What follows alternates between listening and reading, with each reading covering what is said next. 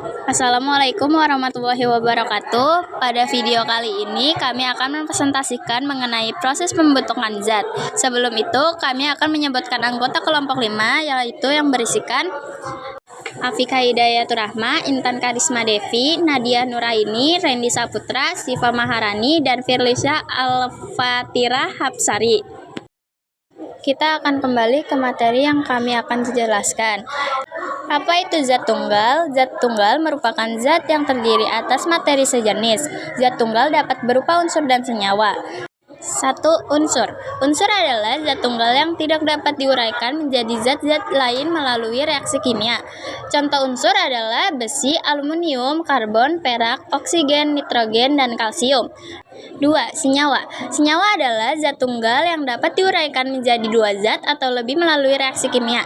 Contoh senyawa adalah garam dapur atau natrium klorida, gula, air, dan asam cuka.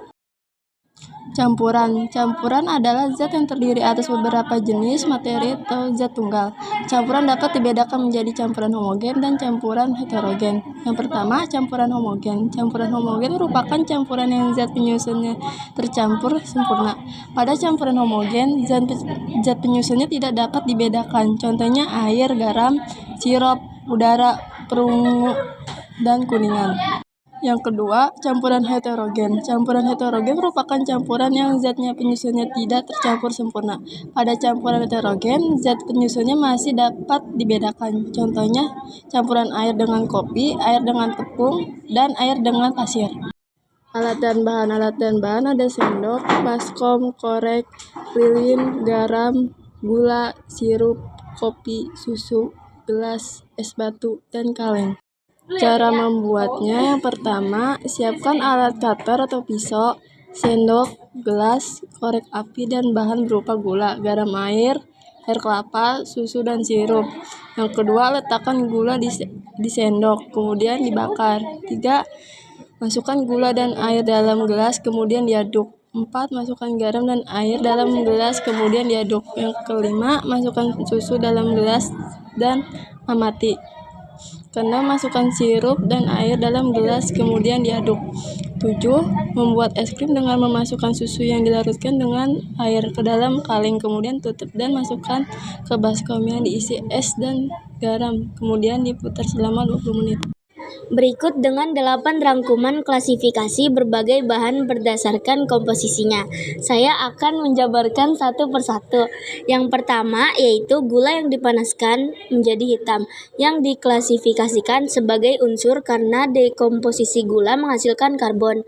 Kedua, air putih yang diklasifikasikan sebagai senyawa dan homogen karena merupakan air murni atau H2O tanpa campuran lain.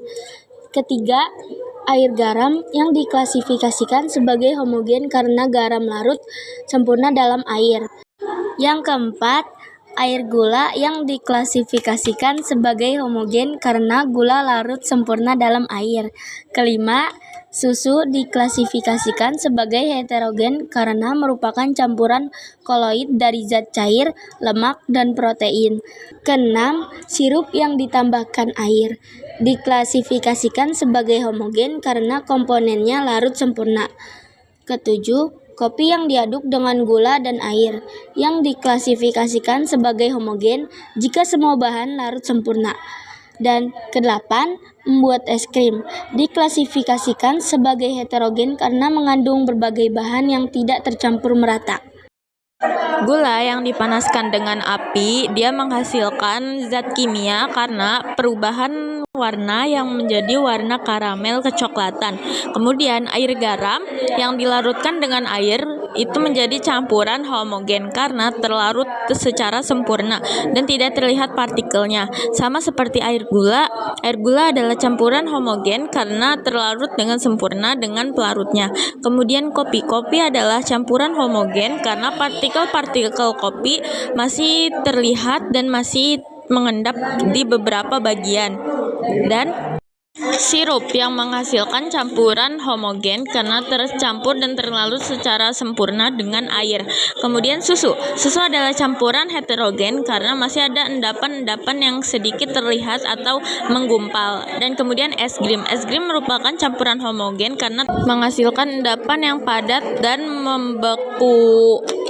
Soal 1.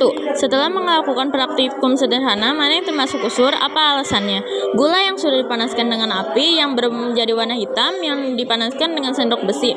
Kemudian disebut dengan unsur merupakan zat tunggal yang tidak dapat diuraikan lagi. Kedua, setelah mengamati apa ciri-ciri dari unsur? Ciri-cirinya, setelah mengamati unsur terjadi dari satu jenis atom yang tidak dapat diuraikan lagi menjadi zat yang lebih sederhana dan juga memiliki sifat fisik dan kimia yang khas. 3. Setelah melakukan praktikum sederhana, mana yang termasuk senyawa? Apa alasannya? Senyawa adalah merupakan zat tunggal yang terbentuk dua unsur atau lebih dari ikatan kimia, yaitu senyawa air putih dan senyawa garam dan senyawa gula. Keempat, setelah mengamati ciri-ciri, apa itu ciri-ciri senyawa? Senyawa adalah yang terbentuk dari dua atau lebih unsur terkait secara kimia yang memiliki perbandingan unsur yang tetap. Sifat senyawa ini dengan unsurnya penyusunnya berbeda, yang dapat diuraikan menjadi unsur-unsur penyusunnya melalui reaksi kimia. Nomor 5. Setelah melakukan praktikum, mana yang termasuk campuran homogen dan heterogen? Yang termasuk campuran homogen yaitu seperti air garam, air gula, air sirup, dan alasannya adalah campuran homogen ini campuran yang terlarut secara sempurna dalam air dan tidak dapat dibedakan lagi dengan komponen yang penyusunnya. Yang termasuk campuran heterogen seperti susu, kopi, pasir, dan es krim. Alasannya karena campuran heterogen, campuran yang zat penyusunnya tidak tercampur sempurna. Kemudian nomor 6, setelah mengamati perbedaan campuran homogen dan heterogen, campuran homogen yang memiliki komposisi yang seragam dan tidak dapat dibedakan dengan komponen-komponen secara visual, contohnya larutan gula dan dalam air. 7. Perubahan materi apa yang terjadi pada pembuatan es krim? Jelaskan perubahan fase dari cair ke padat dan disebut pembekuan atau pengentalan. Saat campuran es krim didinginkan, molekul-molekulnya mulai bergerak lebih lambat dan berkumpul rapat sehingga campuran tersebut menjadi campuran es krim yang padat. Jelaskan nomor 8. Jelaskan yang dimaksud dengan efek tinggal. Efek tinggal itu dampak atau pengaruh yang tersisa atau dari suatu peristiwa atau paparan setelah proses tersebut selesai.